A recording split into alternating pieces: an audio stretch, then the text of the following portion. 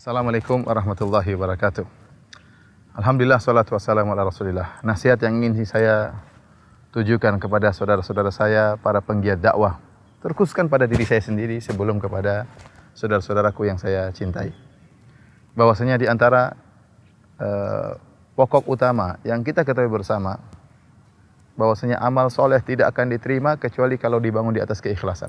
Betapapun besar amal soleh tersebut, betapapun banyak biaya yang kita keluarkan, betapapun keletihan yang kita rasakan, ya, betapapun ujian berat yang kita hadapi. Kalau ternyata ibadah amal soleh tersebut tidak dibangun di atas keikhlasan, maka tidak akan diterima oleh Allah Subhanahu Wa Taala.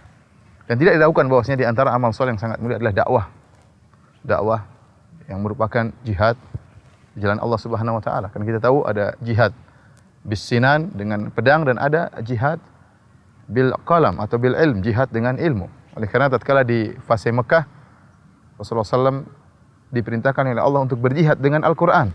Kata Allah Subhanahu Wa Taala, "Wala tuti'il kafirina wajahidhum bihi jihadan kabira." Janganlah engkau taat kepada orang kafir dan jihadlah mereka bihi, itu dengan Al-Quran, bil Quran, jihadan kabira, dengan jihad yang besar. Allah menamakan jihad dengan Al-Quran, dengan ilmu, dengan jihad yang besar. Maka tidak diragukan bahwasanya dakwah merupakan amalan yang sangat mulia. Seluruh para nabi adalah para dai, bahkan seluruh para pengikut nabi adalah para dai. Qul hadhihi sabili ad'u ila Allah ala basiratin ana wa man ittaba'ani.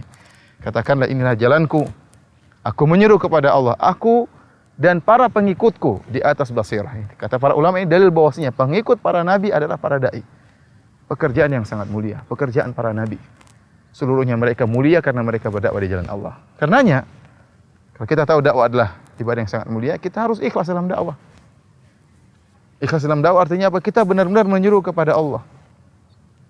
Dan Allah berfirman, memerintahkan kepada nabinya, "Qul hadhihi sabili ad'u ila Allah." Katakanlah, wahai Muhammad, ini adalah jalanku, aku menyeru kepada Allah. Bukan menyeru kepada selain Allah, bukan menyeru kepada golongan, bukan menyeru kepada yayasan, bukan menyeru kepada yang lainnya, apalagi menyeru kepada diri sendiri, tapi menyeru kepada Allah Subhanahu Wa Taala. Oleh karenanya, Syekh Muhammad bin Abdul Wahhab rahimahullah dalam kitab Tauhid tatkala mengomentari ayat ini, beliau berkata, wa fi hadza tanbihun 'alal ikhlas. Dan dalam ayat ini ada peringatan untuk ikhlas. Kenapa kata beliau? Li'anna katsiran walau kanu yad'u ila al-haq fa huwa yad'u ila nafsihi. Karena banyak orang meskipun dia menyeru kepada kebenaran, ternyata dia menyeru pada dirinya sendiri. Ya, yang dia sampaikan benar, yang disampaikan Al-Qur'an, yang disampaikan adalah dalil, yang disampaikan adalah sunnah. Bukan bid'ah, bukan syirik, tidak, yang dia sampaikan sunnah, dalil. Tetapi ternyata di balik dakwahnya tersebut dia menyeru kepada dirinya sendiri. Maksudnya bagaimana? Maksudnya buktinya, ya, ada hal yang mengotori niatnya. Buktinya tatkala ada dai yang lain yang mungkin berdakwah, dia tidak suka, dia cemburu. Dia ingin orang dapat hidayah melewati jalan dia. Ini di antara ciri dia menyeru kepada dirinya sendiri. Dia tidak suka kalau ternyata ada orang lain yang ikut berdakwah dengan dia. Ini berarti tidak ikhlas. Dia menyeru kepada dirinya sendiri. Ini berbahaya. Ya. Berbahaya, ya. Dia menyangka bahwasanya hidayah hanya boleh lewat dia.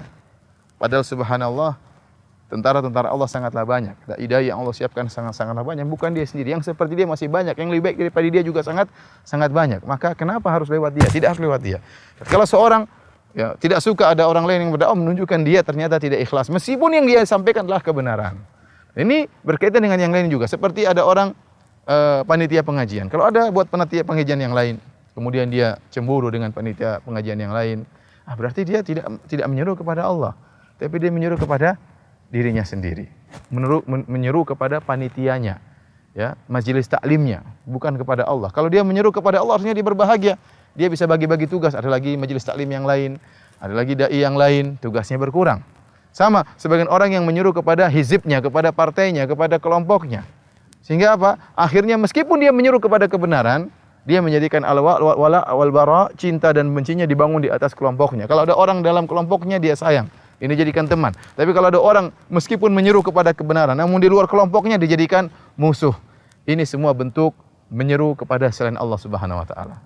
Maka saudara-saudaraku, para penggiat dakwah yang dirahmati oleh Allah Subhanahu Wa Taala, seringlah kita introspeksi diri kita. Kita ini sebenarnya berdakwah menyuruh kepada Allah, ataukah menyuruh kepada diri kita, atau menyuruh kepada masjid kita, atau menyuruh kepada yayasan kita, kepada pondok kita, kepada partai kita, atau kepada golongan kita, ya, kepada yayasan kita, inspirasi diri kita, agar dakwah kita, amal ibadah kita tidak hilang sia-sia. Wabillahi taufik, semoga Allah memberikan keikhlasan kepada kita. Assalamualaikum warahmatullahi wabarakatuh.